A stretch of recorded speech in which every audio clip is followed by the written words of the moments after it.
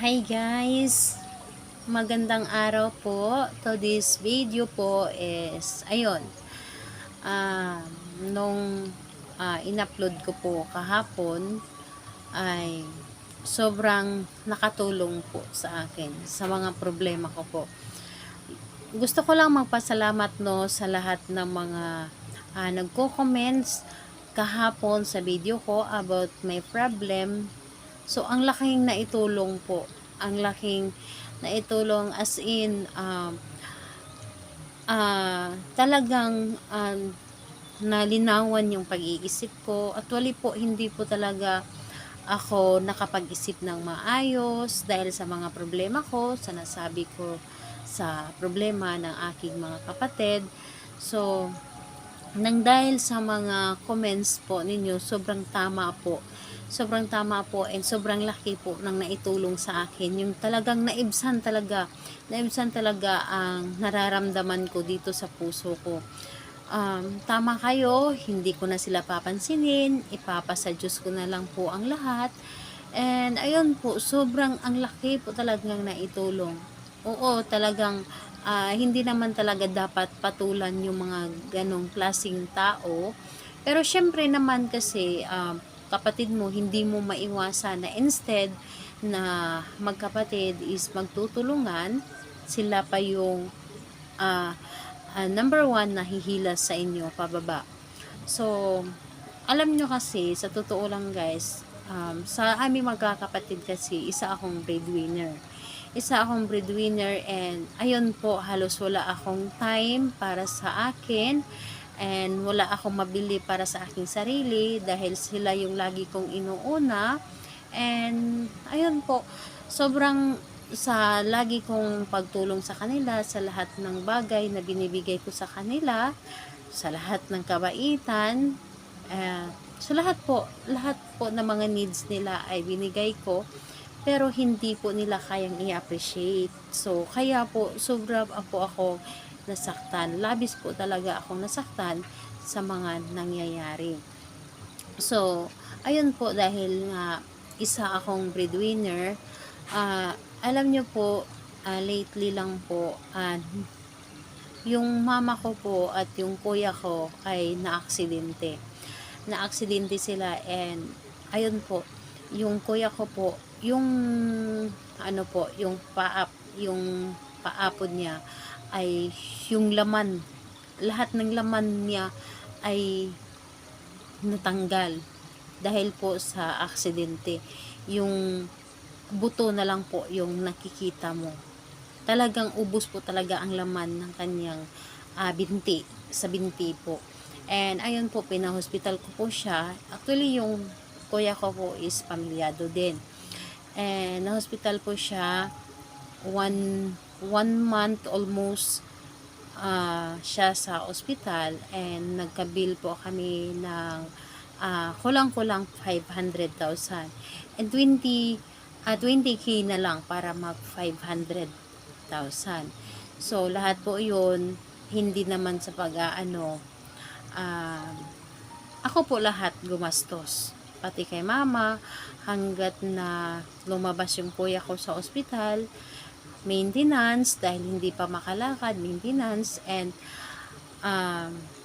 ang problema din po, kasi buntis yung asawa niya, is kabuwanan na po. Alam niyo po ang nangyari, nasisarian po, nasiis po siya, ako din po ang gumastos. Hanggang sa ang bata po ay na-admit din po dahil unhealthy po yung baby. 1 week ko po siyang pina-admit. Ayun, lahat po sinagot ko. Pero ang lahat ng yon ay tulong at hindi po ako nanghingi ng kapalit o kabayaran sa lahat ng tulong ko. Minsan hindi napasok sa isip ko na humingi ako kahit piso sa lahat ng mga ginastos ko sa kanila kasi nga kapatid ko sila. So, nangingibabaw po talaga ang ating pagmamahal sa ating kapatid kahit na ganun yung mga ugali nila, hindi po natin maiwasan. So, Kaya ngayon sobra akong nasaktan dahil nga sa lahat ng mga ginawa ko sa kanila, sa mga sakripisyo ko sa kanila na kahit bahay ko ay hindi ko maipagawa dahil nga yung pera ko na para sa aking pamilya ay ginastos ko para sa kanila. Tapos yung nangyari sa lahat ng ginawa ko is ako po ang masama. In short po, nandoon po yung inggit. Nandoon po yung inggit. Yung tipong kung ano ang meron sa'yo, hindi sila magiging masaya dahil mas gustuhin nila na kung ano sila, mas baba ka pa sa kanila. Yung gusto nila na sila yung taas. So, tayo naman kasi, lalo na kapag tayo, syempre may Panginoon tayo. Kapag gumawa tayo ng maganda, gumawa tayo ng tama, ay isusukli din po sa atin maganda at higit sa lahat tama. Pero kapag gumawa tayo ng mali at hindi mabuti, ang isusukli din po sa atin ay hindi mabuti. So kaya naman, mas pinili ko ang gumawa ng mabuti.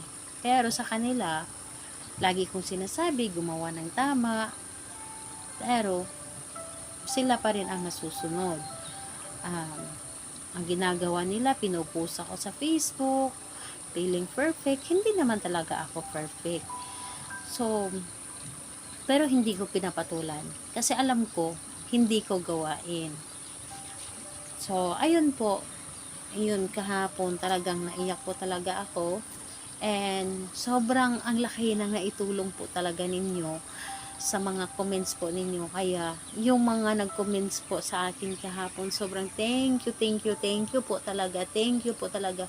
Lubos po ako nagpapasalamat, nanggagaling po talaga sa aking puso ang aking papapasalamat sa inyo. Sobrang ang laki po ng tulong talagang yung habang binabasa ko yung mga comments ninyo. And ayun po, sobrang nakakatulong po talaga, nakakadgaan sa dibdib na hindi lang pala ako ang ganyan. And kung nakayanan ninyo, bakit hindi ko kakayanin? Isang pagsubok lamang ito. Dahil alam ko naman sa puso ko, kung hindi mo kaya ang isang pagsubok, hindi ito ibibigay sa iyo. So kaya naman, siguro may dahilan bakit dumating sa akin ang pagsubok na ito, kasi may dahilan. Hindi ko pa man malaman sa ngayon, baka mga ilang araw malalaman ko kung ano yung rason bakit nagkakaganito kami. Dahil lahat naman ng bagay dito sa mundo ay may rason. Kaya, ayun, ang punto ko lang talaga dito is talagang nagpapasalamat ako sa lahat ng mga nag-comments po talaga kahapon. Sobrang nakakagaan po talaga ng loob. And ngayon, kita nyo naman, hindi na ako iiyak. Hindi na ako iiyak dahil wala na, napatawad ko na sila. And wala na yung bigat. Wala na yung bigat sa dibdib, wala nang sikip. Sobrang gumaan po talaga. Sobrang ang laki ng tulong ninyo po talaga sa akin, na hindi ko man kayo nakausap, yung comments lang yung nabasa ko. Sobrang ang laki lang tulong talaga sa akin. And thank you so much po talaga sa lahat ng mga sumusuporta sa akin, and sana po masuportahan nyo pa ako. And ayun po, salamat po talaga sa inyo. Nanggagaling sa aking puso po talaga ang papasalamat ko sa inyo, sa inyong naitulong sa akin kahapon, sa mga lahat ng mga comments po ninyo.